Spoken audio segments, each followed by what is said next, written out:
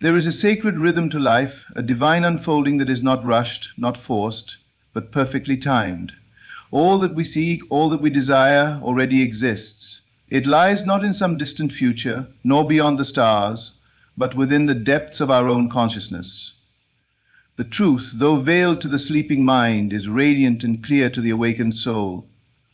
What you are seeking is seeking you, and it shall come not by effort, not by toil, but by alignment.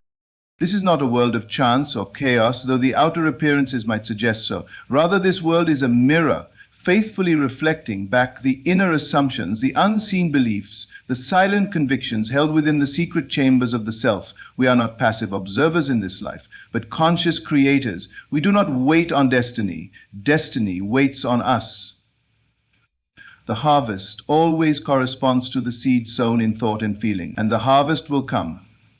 Not a moment too soon, nor a second too late, but precisely when it is ripe. To understand this is to grasp the invisible mechanism of creation. It is to recognize that time, though linear to the senses, bends and responds to inner conviction. What you claim as true within, despite all appearances, begins to organize itself in the world without. And so, we are urged to live from the end, to dwell in imagination that which we long for in experience. For what we dare to assume, even in the silence of our inner world, will one day clothe itself in form and confront us in the outer realm. You may wonder, when will it happen? How will it come? But the wise do not ask when or how. They rest in the knowing that it will come.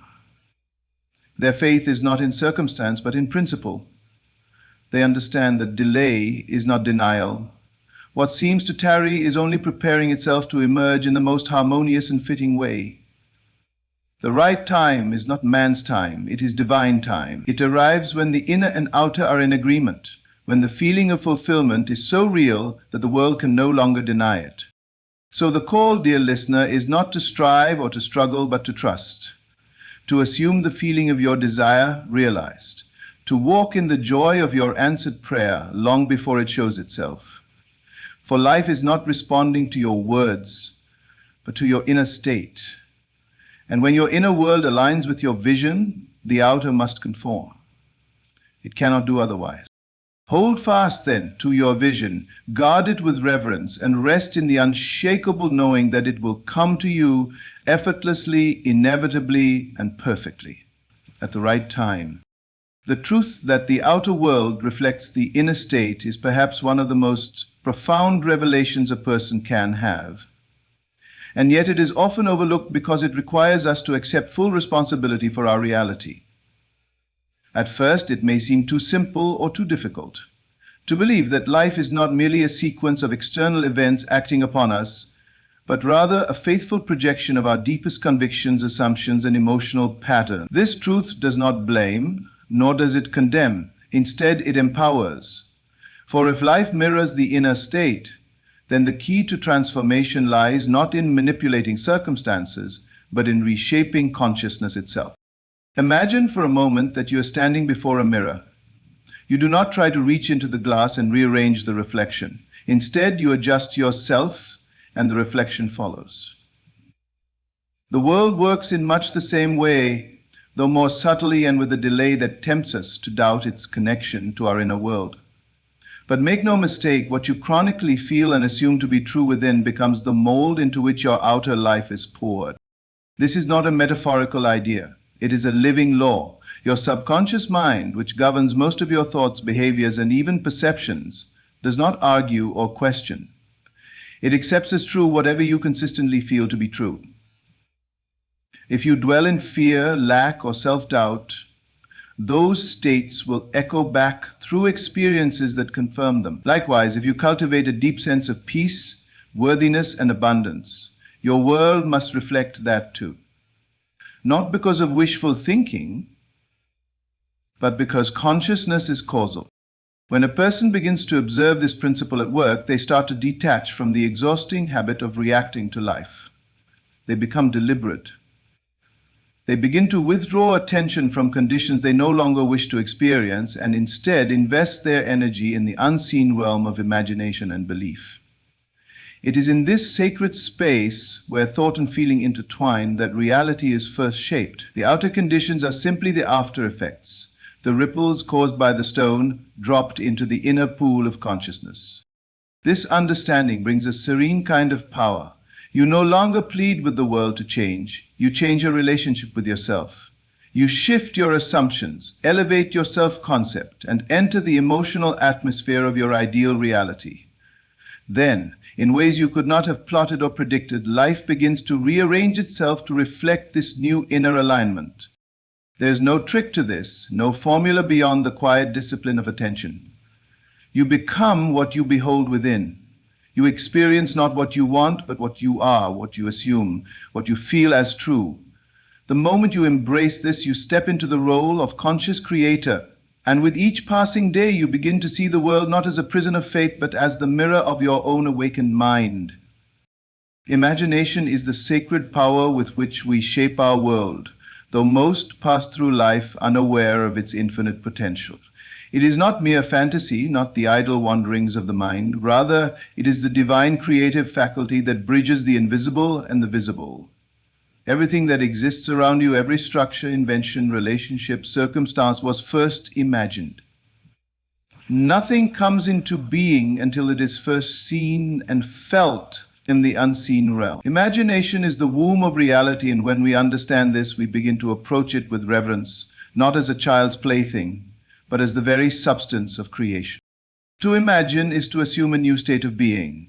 It is to step into the experience of a desire fulfilled, not in the distant future, but in the immediacy of the now. When you imagine something with intensity and emotional conviction, when you feel its reality upon your subconscious, and the subconscious, obedient and faithful, begins to organize all of life to express that inner vision. There is no need to beg, force, or chase. The act of assuming and sustaining the imagined reality is the act of creation itself. Most people imagine unconsciously. They rehearse scenes of lack, fear, conflict, and disappointment, not realizing that they are planting the seeds of tomorrow's experience. They call it worrying, or preparing for the worst, or being realistic. But it is still imagination. The creative faculty does not discriminate between positive or negative. It simply brings forth what is most vividly impressed. If imagination is used without awareness, life becomes a repetition of past fears and limitations. But when used with intention and emotional clarity, it becomes the means by which we reshape our world entirely. There is a difference between imagining about something and imagining from it. To imagine about something is to remain separate from it, to observe it as a distant possibility. But to imagine from it is to claim it as your present state.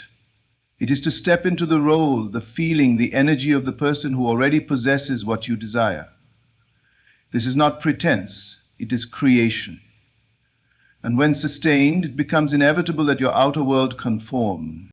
The key is emotional involvement. Thought alone is not enough. You must feel the reality of your imagination. The body must respond to it. If you can bring yourself to feel the joy, the peace, the confidence that would naturally arise if your desire were already fulfilled, then you have entered the creative state. The more frequently and vividly you visit that state, the more your subconscious begins to accept it as the true reality. And once it is accepted, the rest is out of your hands. The how, the when, and the means are not your concern. The seed is sown, and the harvest will come. Imagination is the beginning and the end. It is the alpha and the omega of all creation. To master it is to become a conscious participant in the unfolding of your destiny. No longer are you tossed about by outer conditions. You become a deliberate shaper of your world, using the divine gift you've always possessed, but now with awareness, with purpose, and with trust in its infinite power. Time, to the senses, appears as a straight line, a ticking clock, a sequence of events, a march forward from past to future. But to the deeper mind, the eternal mind, time is not linear. It is not something to be measured by the rising and setting of the sun, nor by calendars or clocks. It is fluid, responsive, and deeply tied to consciousness.